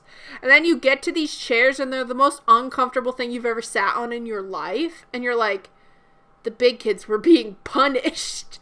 But then you can't show that they're the worst thing ever, because now all the other little kids are looking at you and they're like, well, I want that chair, and you're cool because you're older. And it's like you have to pretend to be happy to get the chairs, and the chairs suck. Or maybe I just had anxiety and autism as a child, and no one else felt that way. But it's how I felt. These look like, are these airplane seats?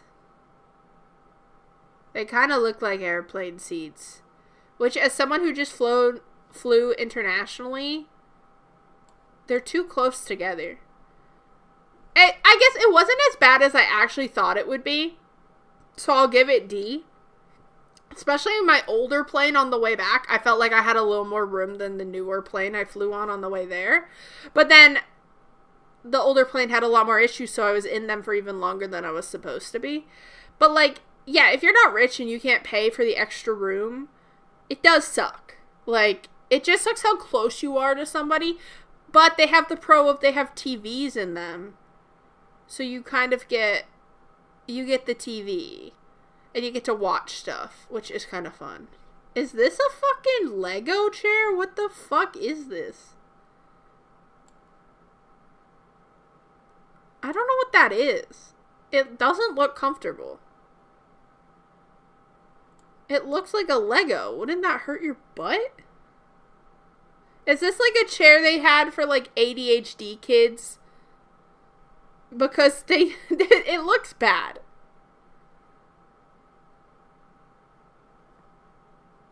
It doesn't look good.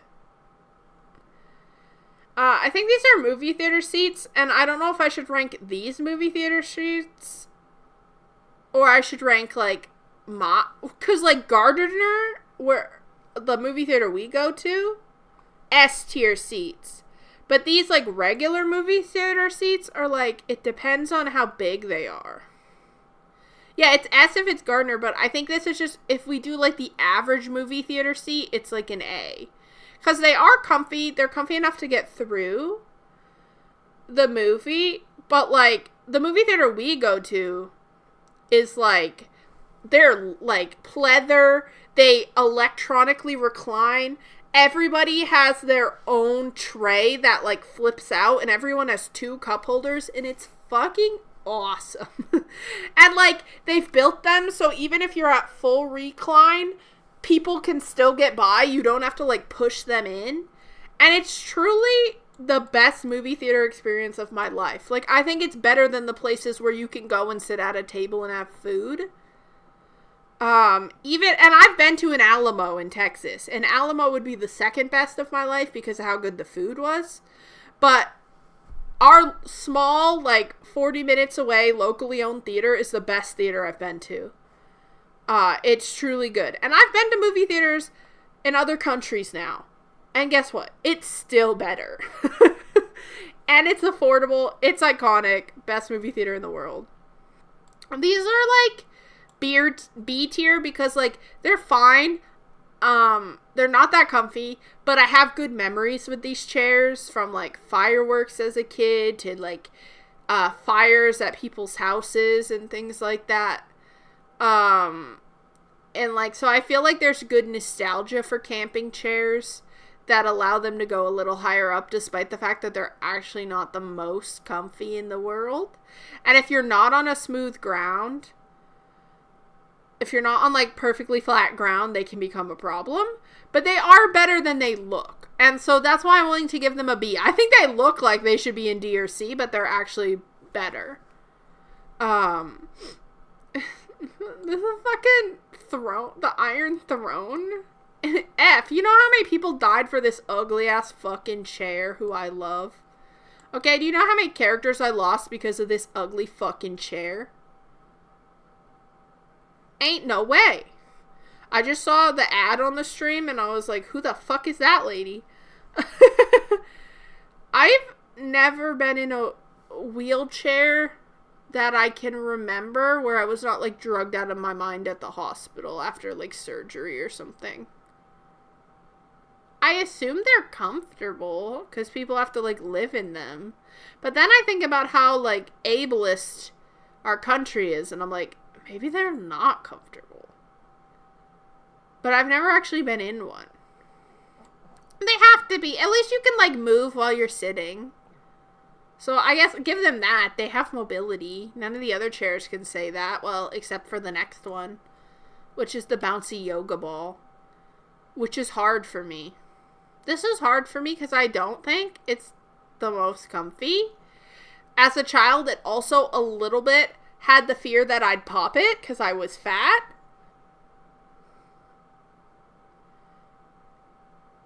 And, like, if it was hot and you were wearing, like, shorts or something, they'd get kind of sticky. But I liked it that you could move around while using them. So I think it's a B. I think that's kind of crazy because I think when you're a kid, yoga ball is S tier. But when I really think about it, sometimes they were just annoying. And there were parts about them I did not like.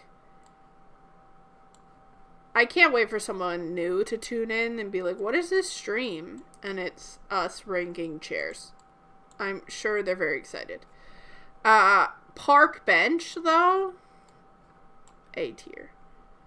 Depends on the park and the type of bench, but like this park, like this kind of bench, yeah, we're gonna do this forever. No, no, I have to build my character, so maybe we do character next, and then if we want to come back to tier lists, we can do that for sure.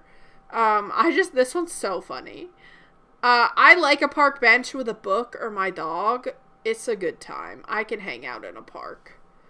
And this is like a good park bench. It doesn't have like the anti-homelessness shit built in, which I fucking hate, and that ruins it. Oh my god, someone who just joined the stream. Hi, do you want to help us rank chairs? They're probably new here. They're like, no, weirdo. We're almost done. Recliners and S-tier chair. So comfy. Dude, somebody wants to rank chairs with us. They're allowed. Welcome to chat. Recliners are S-tier chairs. They're comfy as hell. The worst part of a recliner is if it's not like electric and you have to like do the thing where you're like pushing with your feet and like shaking your body to try to like shut the bottom of the recliner, because similar to a beanbag, nobody looks good. Okay, nobody looks good. I feel like stools are actually a very divisive one, but I don't like stools that much. This one looks okay because it's cushioned, but like I can never get comfortable on a stool, and I'm always like moving and scooting it, and it makes a bunch of noise, and I don't like it. I don't like it. Yeah, and then your butt hurts, and you're like, ew, I hate this.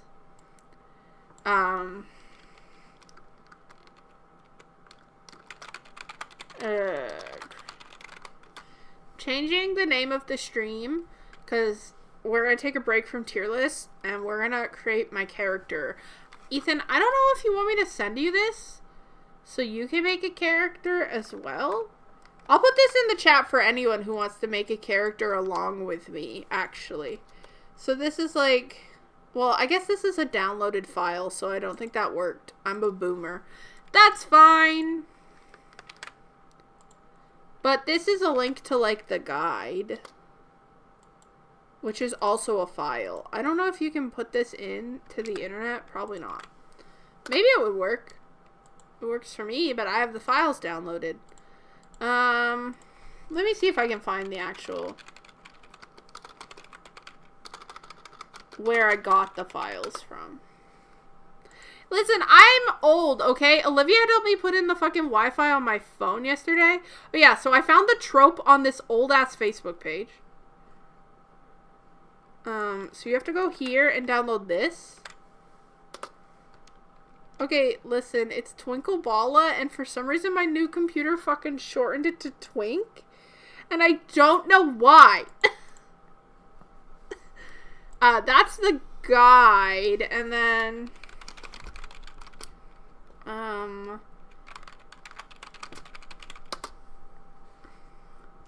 And this person made fillable character sheets.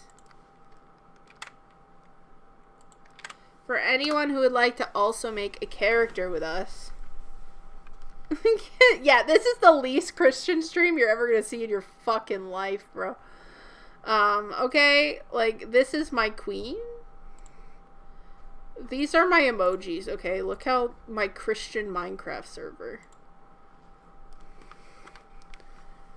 Which, if you do want access to these emotes and a little Hazel badge next to your name, my cheapest tier is $2, and we'll get you the emotes and the badge. And the Hazel badge changes as you go on being subscribed for months, if anyone does want access to that stuff. It just supports the channel. But they have like teen ones. Tessa said she wanted us to be kids, so I downloaded the kid one. Because I feel like it's going to be like kids saving Christmas or whatever.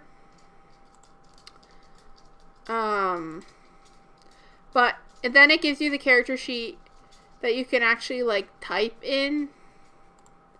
I'm going to remove my dumb ass posting the wrong links from the chat because I'm an idiot as it goes. Ah, thanks. You didn't have to do that. But I appreciate it. But you get Hazel next to your name. And in a month, she'll have a crown. And you get emotes made by me. So they're not professional emotes. But I think they are cute. I don't know what I'll do because Hazel's an old lady that she's going to live forever. So we're not going to have to worry about it for sure. But I will keep them in honor of her. I think the highest tier of this is a rainbow version of this badge, and it's very cute. It's very cute, I think. But just so you know, and if you are someone who watches my videos and you're watching, there's other tiers where you can get early access to videos and stuff like that if you're a big watcher. We've got, I think, 3 YouTube members right now. I should pull them up. But I don't think I can. Because it's only on the computer. I don't think I can open with Google Chrome.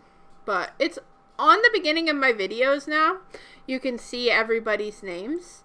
Oh, I know how I could do it. If you guys want to go into my settings for a second, we could say hi to our members who are... We can say, our members, Ethan, recent.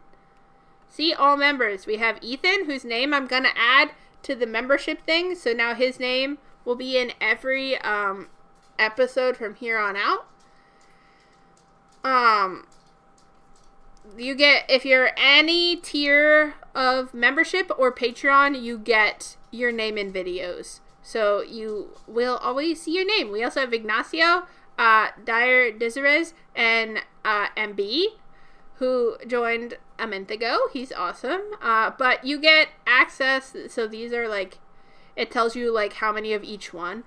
There's a new tier that's going to be coming in January, but it's going to be a pretty expensive tier, but you get physical rewards with it, and you get videos the minute I schedule them. The minute they're edited and posted, you will get videos. So it's the most early access possible.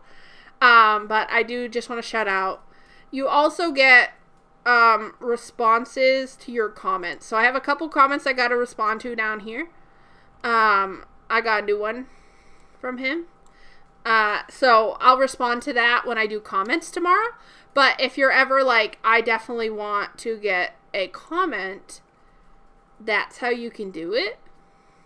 But I'm very excited to have that option, because I know not everybody is a huge Patreon fan. So we have the other options if you want to show up in videos or you want early access, that kind of stuff. But it's fun to unlock it.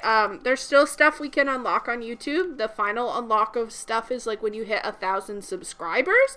Obviously, we're here today celebrating that we hit 500, which was very exciting. We're actually, it said 591, so we're 9 subs away. So if you are someone new checking out the stream for the first time, you definitely should say hi. I think even on YouTube as a member as well, you get 1 free super chat a month. So people have to pay for super chats, but I think you get 1 free one, and it highlights it and puts it up for people to read each month that it renews. You get a 1-month message and a 2-month message kind of thing. Which is kind of fun. I am hoping and planning in the new year to hopefully stream at this time every Friday. Just because I really do enjoy streaming, and it's a chance to catch up with you guys if I miss you in the comments or things get really busy. It's kind of fun to just talk about what we watched that week. Hazel, come here! Hazel wants to come up and say hi, but she doesn't want to come where I can help her. Come here! Sorry you have to look at my gross broken ass pillow. Hazel, come here! I'm gonna grab her. Come here! Oh no. I'm coming back. You're coming back in.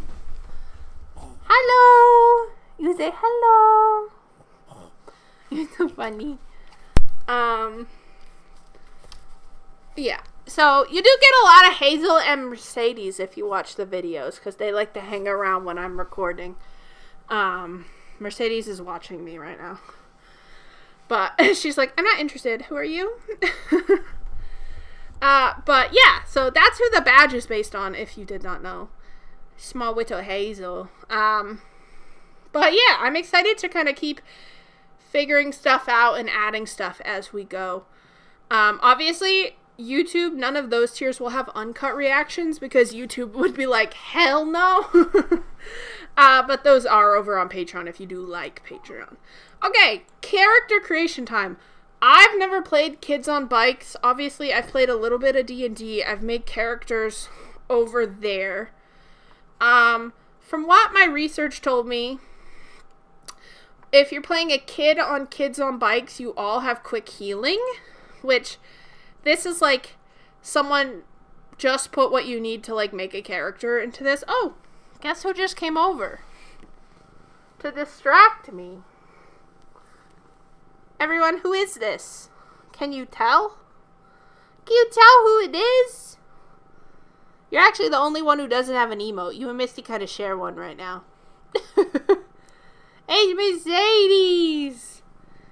I think as we get more members too, you can make more emotes. Like when you hit 5 members, you get another emote to make. So we'll have to do like a stream when we hit 5, where we make a new emote together. That could be fun.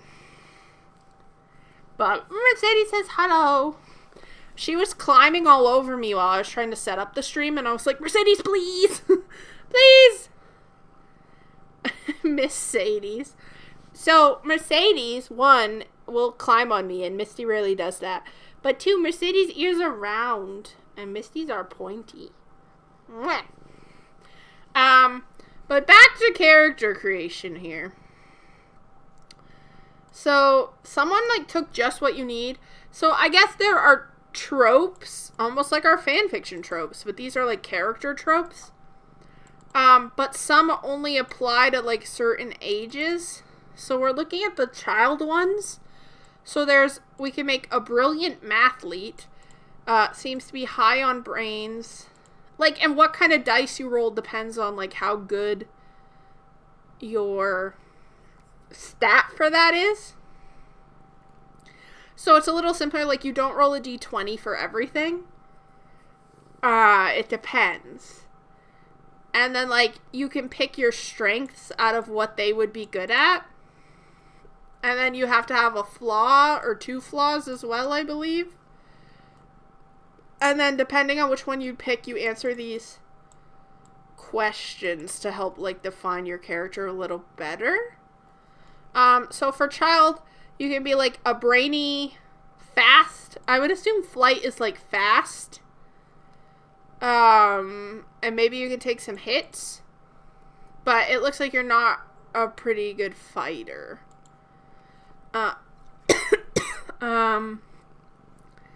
Another child one is a bully, which seems like good fighter, real dumb and not charming at all. Conspiracy theorist is funny, but you can't do it as a kid.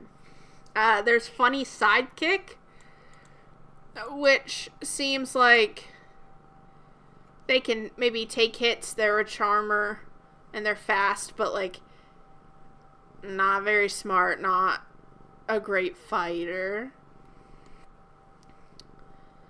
We also have loner weirdo. I don't know what grit means in this process, but good fighting, good brawn. I imagine this is like a fighting class. Popular kid. Very charming. Very fast, kind of smart, not a good fighter. This is what I was maybe leaning towards, is doing like a scout and doing like a Girl Scout character.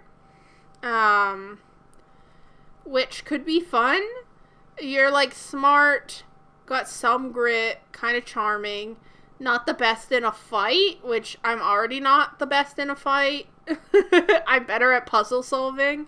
So I was thinking, yeah, of making like a Girl Scout. I was kind of getting inspiration from, if you guys have seen Monster House. The girl in that, I really like her, so I was thinking of maybe basing my character a little bit off of her. like, we're obviously doing a more Christmassy campaign, but she was very, like, salesperson, like, kind of kid. And I feel like that's fun, because then I can have, like, cookies and my badges and my sash as, like, items that maybe could come in handy. And I think that's the only other child one. So I'm leaning towards making a scout, like, Girl Scout. Which means I have to, like, sorry, Mercedes, I need the keyboard. She's like, no, pet me, no keyboard. No keyboard. Which means our D20 goes to brains. D20. This is how I saw people doing it. I don't know if I found anything that told me what these mean, though. Like, I don't entirely know what grit is. Wait, what one is that? Charm? I have no idea where my keys are, my dice are, though, so I'm gonna have to use, like, an online roller. And then kids get +1 to charm, too, and +1 to flight, which I think makes sense, because, like, kids are cute and charming, and then, like, they're faster because they're lighter. D8. Was that fight or flight? Flight is D6.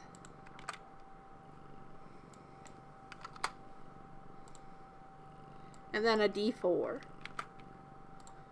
To fight. So, I don't know, because Ethan is also going to be playing... Oh, yeah, like, Fortitude. Ethan's also going to be playing... This is not something we're going to be live streaming, though that would be kind of fun. But not everyone who is a part of our group would want to be online for it.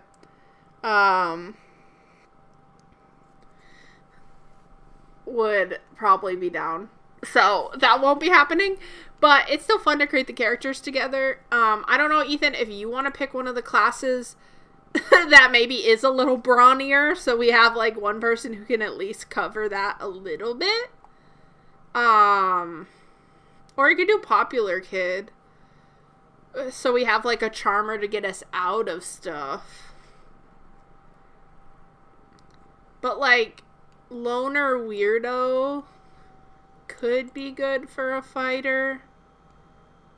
Funny Sidekick. Not the best fight either. We'd both have a D4 fight at that point. I think for kids, the best fight is Bully. I need duct tape. You could do Loner Weirdo and go, like, yeah, full, like, a duct tape bracelet guy. Duct tape bracelets kid. Or kid who's, like, way too into dinosaurs. Everything's just dinosaur. There's also the mathlete one. But I think that's a little similar, but less charming as the other one. Oh my god, the duct tape wallet kid with the chain. God, yeah, he's trying to... You're the Loner Weirdo, and he's trying to sell everybody duct tape wallets the whole time. He's like, listen. It's cool. Okay, if we're doing Scout...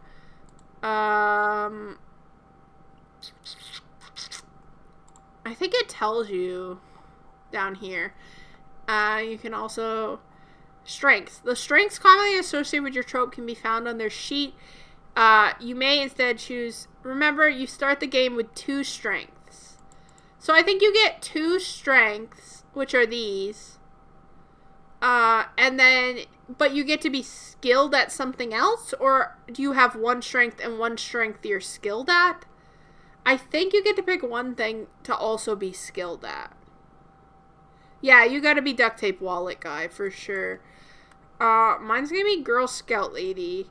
Okay, it said her possible strengths: cool under pressure, intuitive, lucky, prepared, skilled at.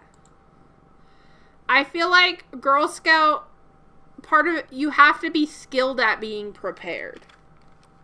Oh god. I'm gonna do prepared as my skilled at one. Because, like, scouts are always prepared. They have to be prepared for everything. And then my two actual... I guess I don't really understand the skilled at thing. Skilled at. Free for adults, available for routines, and at the GM's discretion to children. I assume she's going to give us that. Choose a skill. You're assumed to succeed when making even moderately difficult checks. If the GM determines you need to roll for a more difficult check, add up to 3. Okay, so I think you can just pick any one of the ones that already exist for that. Or do you make one up for that?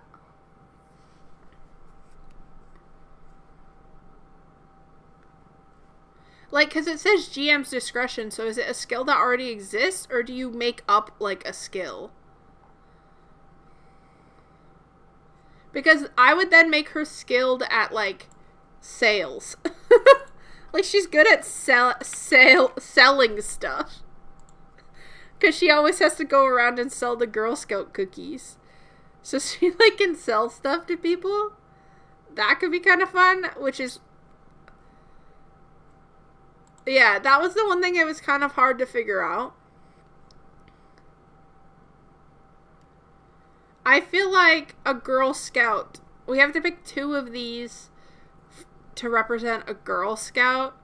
I feel like unassuming could be a good one, but let me check if that's even on. Mercedes is trying to hit the keyboard. I truly have to hold her back. She's like, why? Don't hold me back. Scout. Cool under pressure, intuitive, lucky, prepared, treasure hunter. Okay, cool under pressure. Let's read them. Cool under pressure may spend 1 adversity token to take half of your die's value instead of rolling on a snap decision. Intuitive may spend 1 adversity token to ask the GM about your surroundings, an NPC, or the like. The GM must answer honestly. That could be good. I should maybe choose that as one of her things.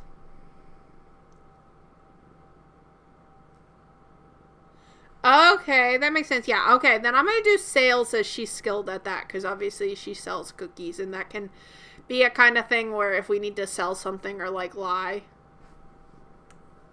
that could be helpful. May spend 2 adversity tokens to reroll a stat check. Prepared may spend 2 to just happen to have 1 commonplace item with you. We get quick healing for free. Treasure hunter, respond to find a useful item. I feel like treasure hunter would be good. And intuitive would be good. Those are the 2 that are jumping out to me. I feel like intuitive for sure. Just because knowing our surroundings would be really helpful. And, like, treasure hunter, she collects, like, merit badges. So, like, those are, like, her treasure. I think that would be good. Because then if we're in a bind, I can try to find something useful. Which I think is good for a character to have. I think that works. Okay, I'll pick those as my things. I don't know if I want to put them in the notes what they do so I don't forget. Mercedes! She opened a new tab. My girl. Oh, stop. Stop. Intuitive. I'm going to put them here because I don't want to have to look back and forth. And then we'll have to decide with our DM what the skills mean.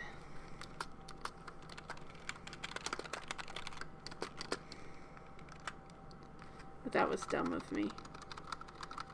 Well, don't clip that one. What a dum-dum.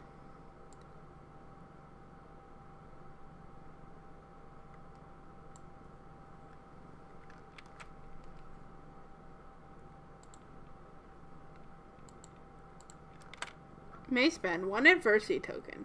I think that's good. Now I have to actually invent her. Okay, she has to have, like, Girl Scout cookies, though. She would have Girl Scout cookies, sash with badges. I'm trying to think what else a Girl Scout has. Backpack. I feel like she's a scout, so she'd have a first aid kit, maybe. Even if it's just, like, Band-Aids and shit. Hi. She's like, it's all about me. Are you done? Or you want to sit here, Mercedes? I'm not sure. She's like, no. I was, but I'm done. I'm done here. I'm done with you, Mommy. Okay. Okay, vibe. Unassuming could be fun, too. I feel like, Ethan, your guy should have, like, tough, maybe, is one of them. Is he wealthy? Did he... Is he wealthy? Did he sell a lot of wallets? Unassuming could be good for that guy, too, because I feel like, adults wouldn't notice him.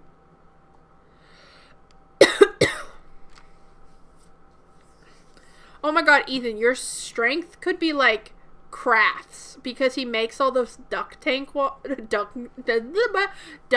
wallets. Like, maybe he's really good at crafts. That could be kind of funny. First aid kit. 13 or younger. I'm gonna say, like, 10. Motivation. Sell the most cookies to win. Oh god, what's, like, the stupidest prize you could get from, like, maybe it's a trip, but, like, you remember when we used to do those, like, wrapping paper fundraisers in elementary school? If you, and, like, you'd get the dumbest prizes. Sell the most cookies to win camp. Win a trip to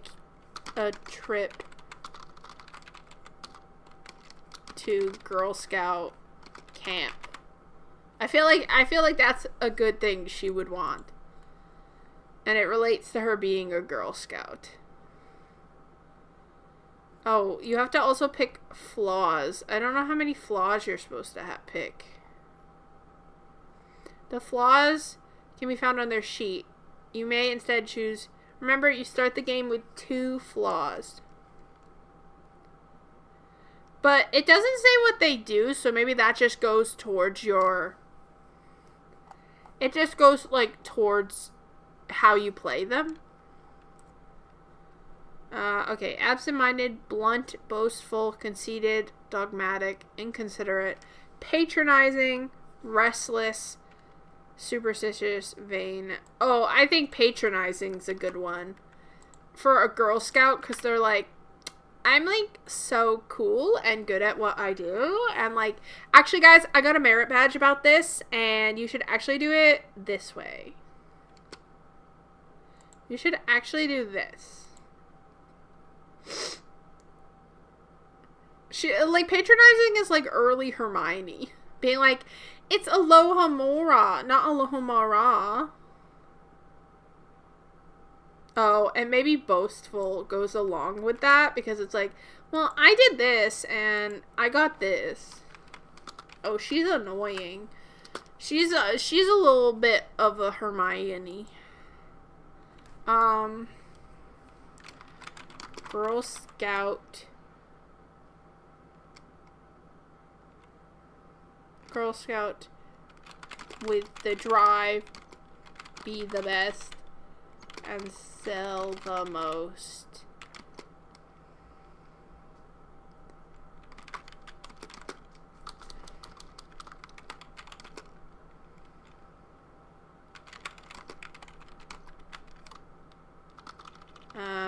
Loves to talk about each merit.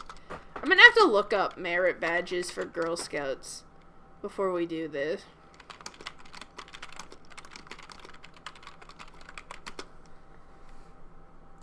Okay, beautiful. What do children fear? What does this child fear? Okay, so that's just like an RP thing. Because, yeah, patronizing. Yeah. Condescending. Yeah, that fits. That fits, sir. Yeah, like bad cookie salesman. Fucking... I just thought of the Pacifier movie where the Boy Scouts attack the Girl Scouts and they fight them. Fear of Boy Scouts.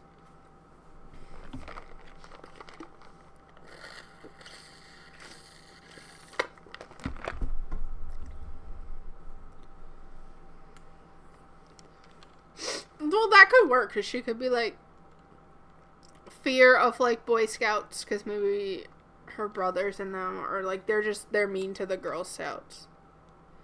Oh, probably. I'm gonna put Boy Scouts. Bullies.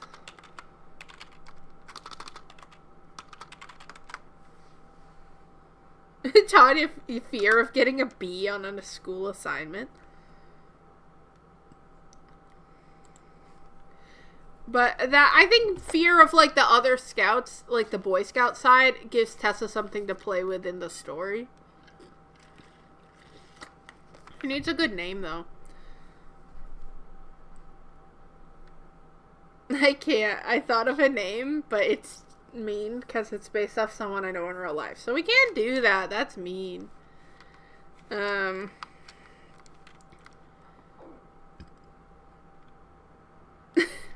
Me trying to think of a rich white girl name?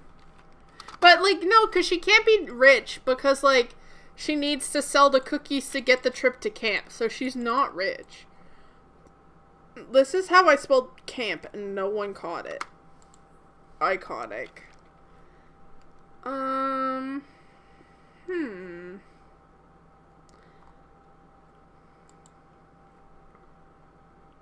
I mean, I could go with my favorite character of all time here.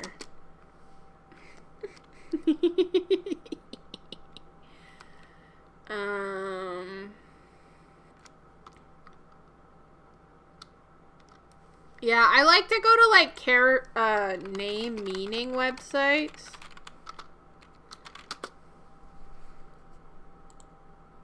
This is kind of a fun one. And if you pick, like, what kind popular names right now? Oh, Charlotte's a good one. You can also do, like, random names. And they have a bunch of shit. I know, she's a Nancy. Her name, she's just Nancy Drew. No, I'll pick a different name. I'll pick a different last name. We'll do a random name generator for the last name. Surnames. Smith. Given. Do you not have a randomizer? I don't know. These are not last names, sir. Maybe they are.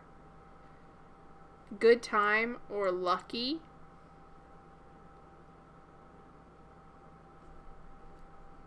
Cowherd. Bouvier.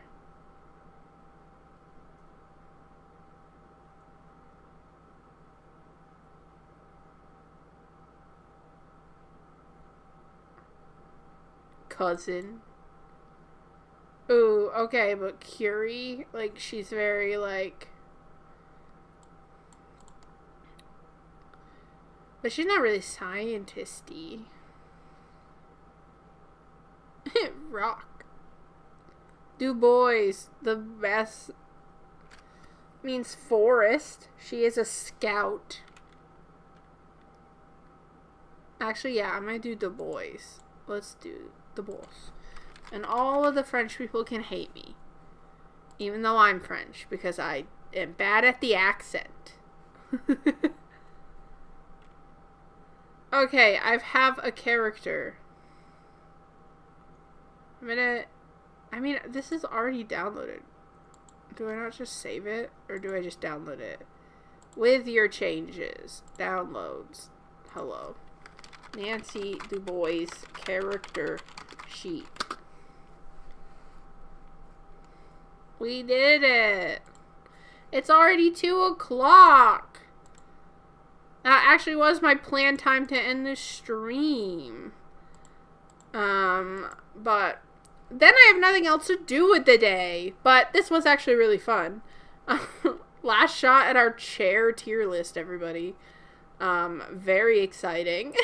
Thank you guys for coming out and having fun with me to celebrate our 500 subs. If you're watching this later because you couldn't catch it live, that's okay. Thanks for watching.